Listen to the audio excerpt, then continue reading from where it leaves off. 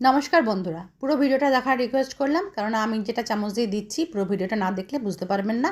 এর জন্য রান্নার টেস্টটাই পাল্টে যায়। সর্ষের তেলে প্রথমে পেঁয়াজ 7 থেকে 8টা নিয়ে নিয়েছি, ভালো করে লাল করে ভেজে নিতে হবে। লাল লাল করে যখন ভাজা হয়ে যাবে তখন দিয়ে দেবো 1 চামচ আদা বাটা। 1 চামচ আদা বাটা দেওয়ার পর ভালো করে কষিয়ে নিয়ে দিয়ে দেবো লাল কাঁচা লঙ্কা আর রসুন পেস্ট 3 চামচ ভর্তি করে। আদার থেকে রসুনটা এখানে বেশি লাগবে। তারপরে সেটাকেও ভালো করে নাড়িয়ে নিয়ে দিয়ে দিতে হবে পরিমাণ মতো হলুদ গুঁড়ো দিয়ে ভালো করে কষিয়ে নিয়ে তারপরে এখানে দিয়ে দেবো লঙ্কা গুঁড়ো। যে তোমরা যেমনভাবে ঝালটা খাও যে পরিমাণে সেভাবে ঝালটা দিও। তারপরে এখানে চিকেনের গলা কচকচি আমি 1 কেজি 200 গ্রাম নিয়ে নিয়েছিলাম, সেটাকে ভালো করে ধুয়ে 1 চামচ ভিনিগার দিয়ে মাখিয়ে রেখে দিয়েছিলাম আধ ঘন্টা। দিয়ে ভালো করে এটাকে কষাতে হবে। ভালো করে কষানো হয়ে গেলে দিয়ে দেবো 2খানা মিডিয়াম সাইজের টমেটো কুচি। তারপরে দিয়ে খানিকক্ষণ নাড়িয়ে নিয়ে দিয়ে দেবো পরিমাণ মতো নুনটাকে দিয়ে ভালো করে হাই ফ্লেমে কষাতে হবে।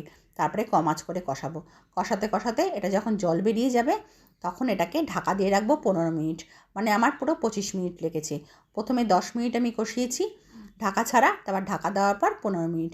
বিশ্বাস করো বন্ধুরা, এটা জাস্ট ফাটাফাটি খেতে হয়। তোমরাও কিন্তু বানিয়ে খেও, দারুণ লাগে। তারপরে এই জল বেরিয়ে গেছে, এখন আমি ঢাকা দিয়ে রেখে দিয়েছিলাম 15 মিনিট। 15 মিনিট পরে ফিরে এলাম, আর এরখানে যে সসটা সেটা আমি নিয়ে নিয়েছি 3 চামচ টমেটো সস, 4 চামচ চিলি সস, আর নিয়ে নিয়েছি 2 চামচ সয়া সস আর কাঁচা লঙ্কা কুচি। ভালো করে ফেটিয়ে ঠিক নামানোর আগে দিতে হবে।